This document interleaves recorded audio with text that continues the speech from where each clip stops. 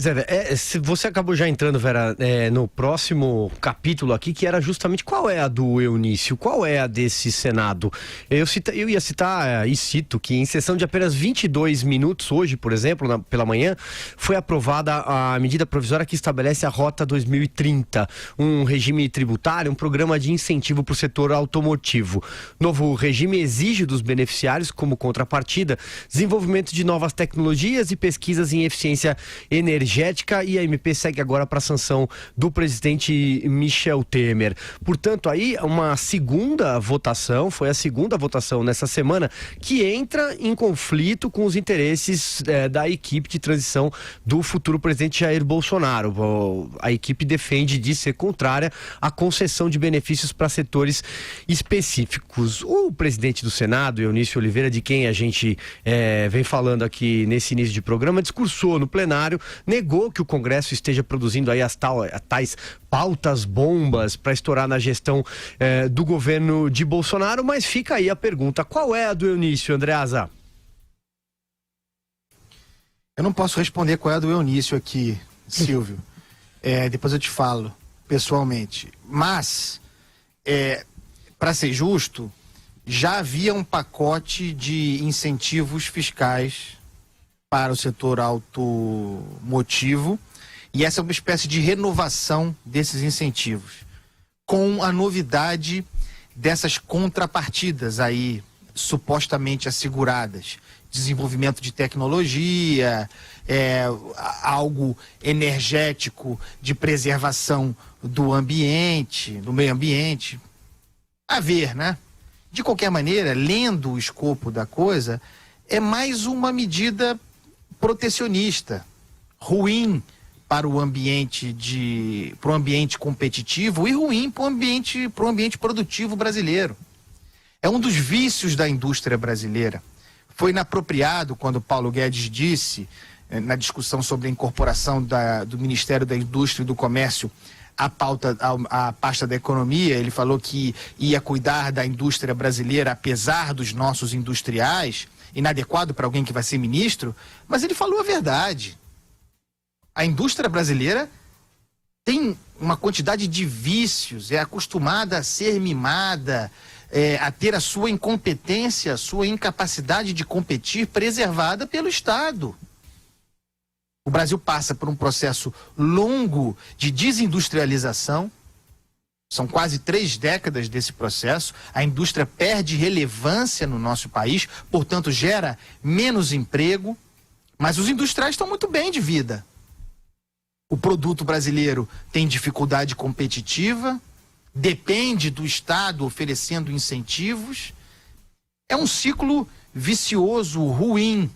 É ruim, não é bom. E é claro que, além disso tudo, nós temos problema fiscal, que esse tipo de incentivo agrava.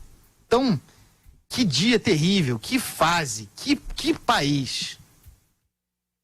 Pois bem, sigo com você, Joel.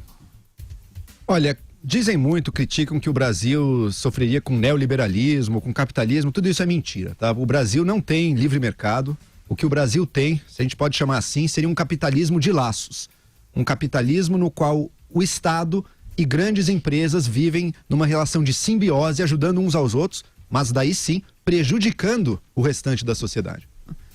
Essa pauta aí do Rota 2030 é um equívoco de ponta a ponta. Em primeiro lugar, é claro que a vida das empresas no Brasil é sim muito difícil. O governo deveria estar focando, portanto, em melhorar o ambiente de negócios no Brasil. Fazer com que seja mais fácil, por exemplo, contratar funcionários, simplificar a carga tributária que incide sobre as empresas, reduzir, inclusive, o que incide sobre as empresas, que paga-se muito mais sobre o lucro empresarial de impostos aqui do que qualquer país. Aí sim, você melhora para todas. Você permite que o mercado decida aquilo que deve ser produzido e onde se investir. O que o Estado brasileiro faz é o contrário. A gente tem mantido um ambiente ruim de negócios, embora tenha tido progressos aí, não podemos negar isso, houve progressos aí na questão da legislação trabalhista, sim. A gente melhorou aí nossa facilidade de fazer negócios também. Agora, ainda estamos muito ruins, muito ruins, tem muito a se melhorar ainda. Então, ao invés de progredir mais aí, o Estado entra para ajudar certos setores escolhidos. E ao ajudar um setor, dando subsídios para ele, porque a isenção tributária e subsídio no fundo é a mesma coisa, ao ajudar um setor, prejudica o nosso mercado.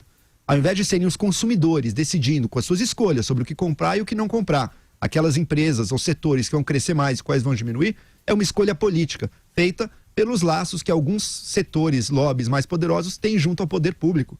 Isso é ruim, isso piora a vida dos consumidores e piora a vida dos pagadores de impostos, que são quem paga o custo dessas transações.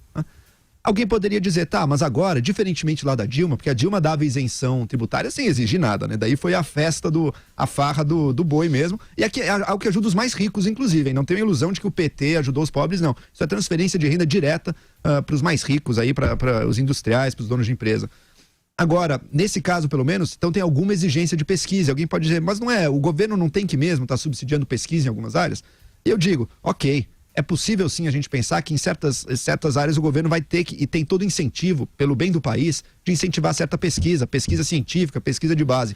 Mas a escolha disso não tem nada a ver com setores industriais mais próximos dele, pelo contrário. Por que o governo não está investindo mais, portanto, em pesquisa, em biotecnologia, na nossa biodiversidade, em formas de energia, enfim, tecnologias do futuro. O carro, certamente, e eu não tenho nada contra carro, mas o carro, o automóvel, certamente não é um setor aí disruptivo da tecnologia e que vai gerar as grandes inovações. Mesmo porque a pesquisa da inovação que está sendo feita é essa, para melhorar um pouco o produto ao consumidor.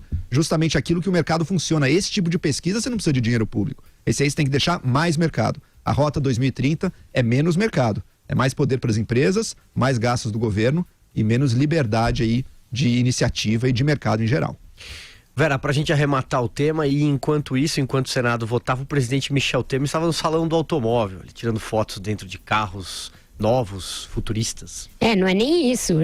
Ele já sancionou a lei para poder ir lá para o salão do automóvel no Nice, para poder ir fazendo sucesso com o pessoal do setor, que foi o que aconteceu. Babaram o ovo, né, no Temer. O senhor teve problemas, mas vai deixar esse imenso legado, etc. Sendo que legado não há. Essas concessões aí, vai ter incentivo para pesquisa, etc. Isso aí é para inglês ver, é muito residual. O que tem é subsídio na veia mesmo, para um setor que historicamente é um dos mais ajudados, um dos mais subsidiados, um dos mais beneficiados por sucessivos programas de redução tributária, etc, etc, e que se moderniza muito pouco. O Collor lá no governo dele falou que os carros brasileiros eram carroças, e o que eles melhoraram tanto de lá para cá? O que houve de grande inovação, a despeito de quantas toneladas de recursos que você teve em termos de renúncia fiscal para esse setor? É um setor que empregava muito, ainda emprega bastante, mas muito menos do que já foi. Portanto, como o Joel disse, é um setor que faz parte da velha economia, não da nova economia. O Brasil ainda é muito fechado, fala em abrir os seus mercados, fala em abrir para a entrada de produtos internacionais, mas ainda é muito fechado. E subsídios como esse, programas como esse, explicam o arrepio que a indústria sente quando ouve falar que vai ficar sob o guarda-chuva, por exemplo, da fazenda, da economia. Porque a tendência é que, com o Paulo Guedes no comando, esse tipo de política seja aos poucos mudada. É isso que se espera de um liberal, que ele vá deixando de fazer essa política de incentivos a setores que não são muito claras nos seus objetivos e nos seus ganhos. Então, isso explica aí essa festa de última hora no Salão do Automóvel. Até o nome cheira a anos 80, Silvio Navarro. Pois é.